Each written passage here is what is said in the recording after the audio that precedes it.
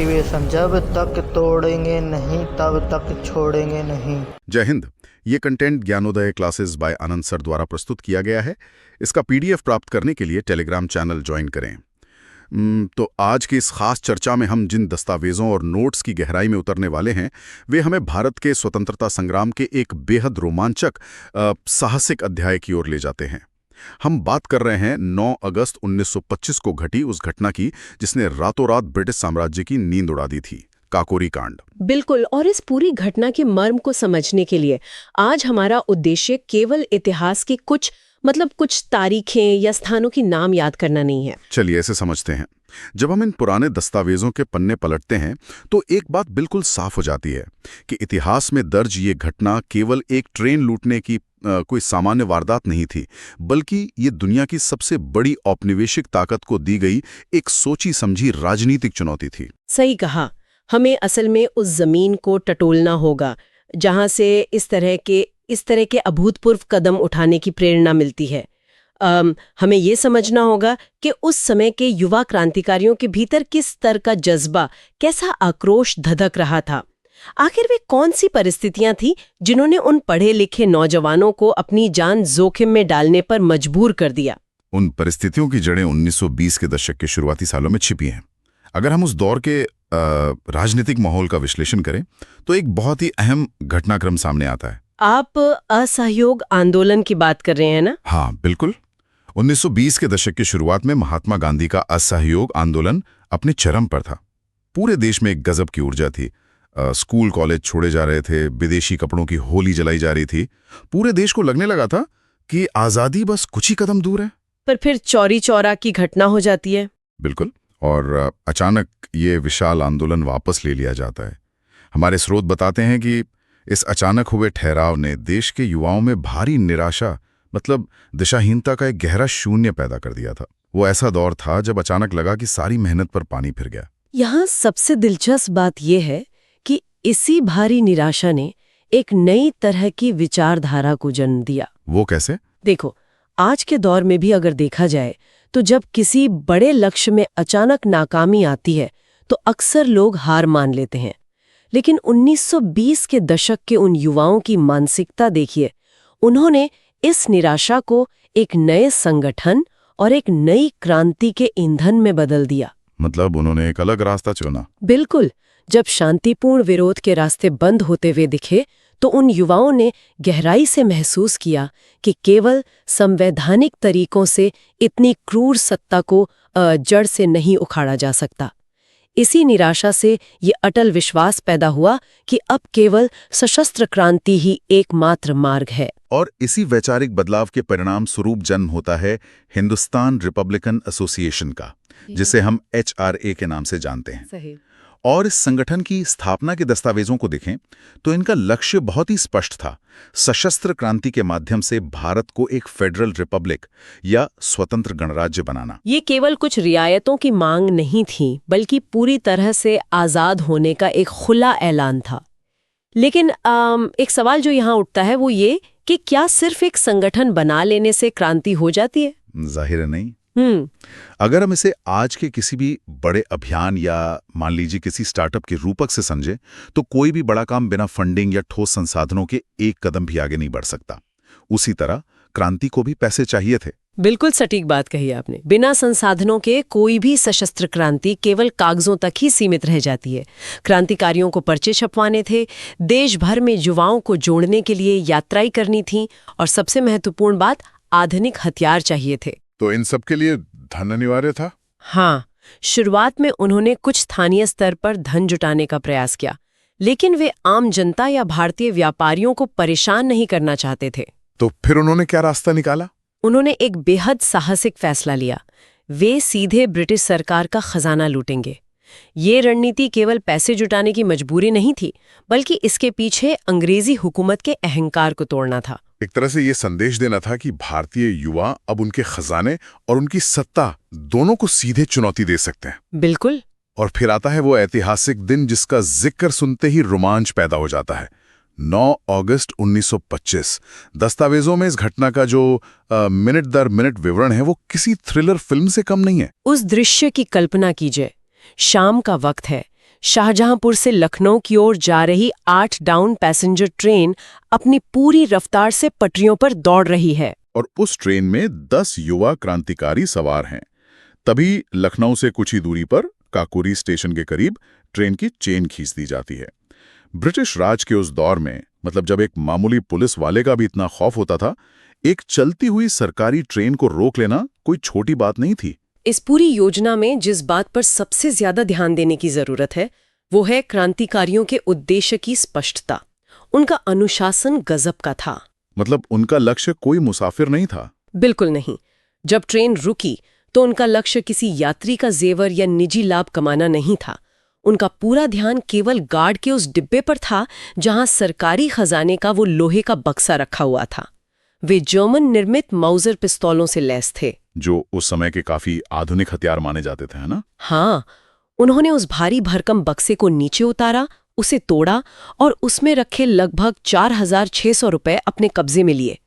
आज ये रकम शायद छोटी लगे, लेकिन उस दौर में हथियारों का एक बड़ा जखीरा खरीदने के लिए ये बहुत बड़ी राशि थी। लेकिन जैसा कि अक्सर होता है, हर बड़ी योजना में कुछ तत्व अचानक नियंत्रण से बाहर हो जाते हैं। और काकोरी में भी कुछ ऐसा ही हुआ। आप उस दुखद दुर्घटना की बात कर रहे हैं? हाँ। इस ऑपरेशन के दस्तावेज एक बहुत ही अहम जानकारी साझा करते हैं। क्रांतिकारियों का स्पष्ट निर्देश था कि किसी भी निर्दोष की जान नहीं जानी चाहिए।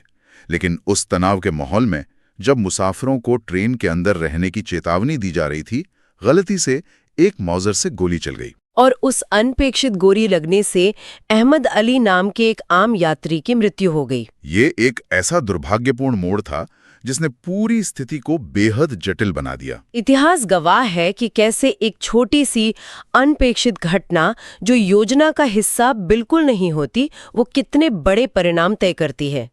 उस एक यात्री की मृत्यु ने ब्रिटिश सरकार के हाथ में एक बहुत बड़ा हथियार दे दिया। बिल्कुल। अब सरकार को यह मौका मिल गया था कि वे इन स्वतंत्रता सेनानियों को क्रूर अपराधियों की तरह पेश कर सकें।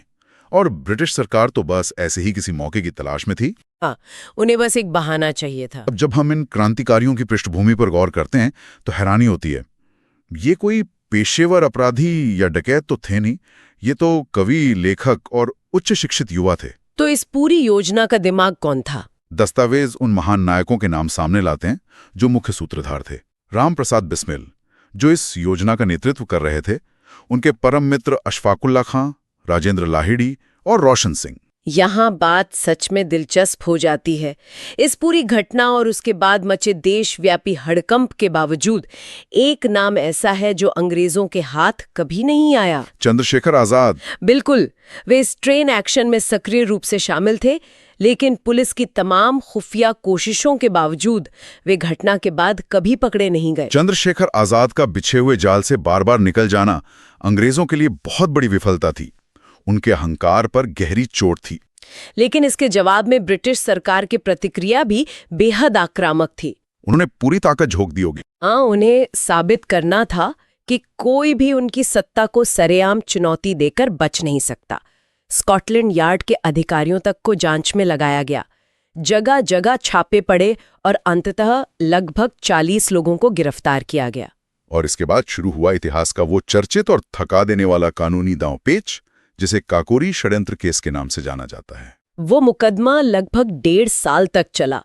अदालत के अंदर की जो बहसें दस्तावेजों में दर्ज हैं, वो सच में रोंगटे खड़े कर देती हैं। मैंने पढ़ा है कि ये बहसें सिर्फ कानूनी धाराओं तक सीमित नहीं थीं। राम प्रसाद बिस्मिल, जो खुद एक बेहतरीन वकील की तरह जिरह कर रहे थे, उन्होंने अदालत को ही ब्रिटिश साम्राज्यवाद को बेनकाब करने का जरिया बना लिया था। एकदम सही। बाहर आम जनता में इन क्रांतिकारियों के प्रति सहानुभूति की लहर दौड़ गई थी। चंदा इकट्ठा किया जा रहा था। लेकिन ब्रिटिश अदालत का फैसला तो जैसे पहले से ही तय था। उनका मुख्य उद्देश्य न्याय देना नहीं, बल्कि एक खौफनाक मिसाल कायम करना था। वो संदेश देना चाहते थे कि साम्राज्य के खिलाफ उठने वाली हर आवाज को कुचल दिया जाएगा। हाँ, पर मुकदमे के दौरान क्रांतिकारियों का जो अडिग रवैया था, उसने जजों को भी हैरान कर दिया। वे मौत की सजा के खौफ से बिल्कुल बेपरवाह थे। यही निर्भीकता ही सरकार के लिए सबसे बड़ा खतरा थी। और फिर वो समय आया जब अदालत ने अपना अंतिम फैसला सुनाया। दिसंबर 1927 का महीना था। इन पन्नों को पढ़ते हुए मन में एक अजीब सा भारीपन आ जाता है। फैसले के अनुसार राम प्रसाद बिस्मिल, अशफाक उल्लाह खान, राजेंद्र लाहिड़ी और रोशन सिंह को फांसी की सजा मुकर्रर की गई। इसके अलावा कई अन्य क्रांतिकारियों को, जिनमें शचींद्रनाथ सान्याल और मनमथनाथ गुप्त शामिल थे, उन्हें आजीवन कारावास, जिसे उस दौर में काला पानी कहा जाता था, उसकी भयानक सजा दी गई। अंडमान की सेलुलर जेल की उन अमानवीय काल कोठरियों की सजा ब्रिटिश सरकार को लगा होगा कि अपने सबसे तेज युवा नेताओं को फांसी पर लटकाने के बाद वे भारत में क्रांति की आग को बुझा देंगे। लेकिन अगर हम इसे व्यापक परिप्रेक्ष्य से जोड़ें तो काकोरी कांड का महत्व, उसकी असली विरासत कुछ और ही थी। इस घटना के दूरगामी परिणाम हुए। हाँ, 3 बहुत बड़े परिणाम। पहला ये कि इस दुस्साहस और क्रांतिकारियों के बलिदान ने देश भर के युवाओं में क्रांतिकारी भावना को कई गुना बढ़ा दिया। अंग्रेजों के अजय होने का तिलिस्म टूट गया था। पूरे देश ने देखा कि मुट्ठी भर युवा भी एक पूरी ट्रेन रोककर सरकारी खजाना ले जा सकते हैं। और दूसरा परिणाम जो दस्तावेजों में उभर कर सामने आता है वो है हिंदू मुस्लिम एकता की वो बेमिसाल तस्वीर। राम प्रसाद बिस्मिल और अशफाक उल्लाह खां की गहरी मित्रता। बिल्कुल, वो अलग अलग धार्मिक पृष्ठभूमि से आते थे, लेकिन देश के लिए उनका विजन, एक ही थाली में खाना और अंततः फांसी के फंदे को चूमना, ये सब एक था। अंग्रेजों की फूट डालो और राज करो की नीति पर ये एक बहुत बड़ा तमाचा था। और तीसरा सबसे महत्वपूर्ण पहलू है वैचारिक विकास। काकोरी की घटना के बाद भले ही एचआरए के कई बड़े नेता शहीद हो गए, लेकिन विचार कभी नहीं मरा। जो चंद्रशेखर आजाद उस रात बच निकले थे, उन्होंने संगठन को बिखरने नहीं दिया। हाँ, जेलों में बंद क्रांतिकारियों ने दुनिया भर की क्रांतियों को पढ़ा और इसी मंथन से एचआरए का रूपांतरण हिंदुस्तान सोशलिस्ट रिपब्लिकन एसोसिएशन यानी एचएसआरए में हुआ। इसमें जो ये शब्द सोशलिस्ट यानी समाजवादी जुड़ा, वो कोई मामूली बदलाव नहीं था, है ना? अक्सर लोग मान लेते हैं कि बस नाम बदल दिया गया था। इसके पीछे एक पूरी वैचारिक क्रांति थी। काकोरी के बाद के सालों में जब भगत सिंह, सुखदेव जैसे नए युवा जुड़े, तो उन्होंने तय किया कि लड़ाई सिर्फ अंग्रेजों को बाहर निकालने तक सीमित नहीं रहनी चाहिए। उनका मानना था कि अगर गोरे अंग्रेजों की जगह भूरे रंग के भारतीय सत्ता में आ गए, लेकिन व्यवस्था वही रही जो गरीबों का शोषण करती है, तो आजादी का कोई मतलब नहीं रह जाएगा। बिल्कुल, इसीलिए सोशलिस्ट शब्द जोड़ा गया। ये एक सीधा कनेक्शन है कि कैसे काकोरी की राख से भगत सिंह की और भी बड़ी वैचारिक क्रांति की ज्वाला भड़की। तो आज की इस विस्तृत चर्चा में अगर हम इन सभी बातों को समेटें तो निष्कर्ष स्पष्ट है। काकोरी कांड केवल एक ट्रेन डकैती हरगिज नहीं था। ये ब्रिटिश शासन की नीतियों के खिलाफ एक बहुत ही सुनियोजित, साहसिक राजनीतिक विद्रोह था। इस एक घटना ने साबित कर दिया कि भारत का युवा वर्ग अपनी स्वतंत्रता पाने के लिए अपना सर्वस्व लुटाने, यहाँ तक कि हंसते हंसते प्राण न्यौछावर करने को भी पूरी तरह तैयार था। इतिहास की यही खूबसूरती है कि कोई भी बड़ी घटना भविष्य के नए अध्याय लिखने के लिए बीज बो जाती है। बिल्कुल। आज के इस चर्चा के अंत में सुन रहे लोगों के लिए एक ऐसा सवाल है जिस पर गहराई से सोचा जा सकता है। जरा सोचिए, अगर काकोरी के उस ट्रेन के डिब्बे में खजाने की जगह महज कुछ सरकारी दस्तावेज होते, तो क्या ब्रिटिश सरकार तब भी इतनी ही बौखलाहट दिखाती? क्या ये पूरी लड़ाई सिर्फ उस 4,600 रुपए की थी, या असल चोट ब्रिटिश साम्राज्य के उस खोखले अहंकार पर लगी थी जिसे कुछ निहत्थे युवाओं ने बीच रास्ते ने चकनाचूर कर दिया था? सच में इतिहास के इन पन्नों में जो जज्बा छुपा है वो आज भी किसी के भी रोंगटे खड़े कर देने के लिए काफी है। धन्यवाद। और हमारा एक ही मोटिवेशन, जब तक तोड़ेंगे नहीं तब तक छोड़ेंगे नहीं।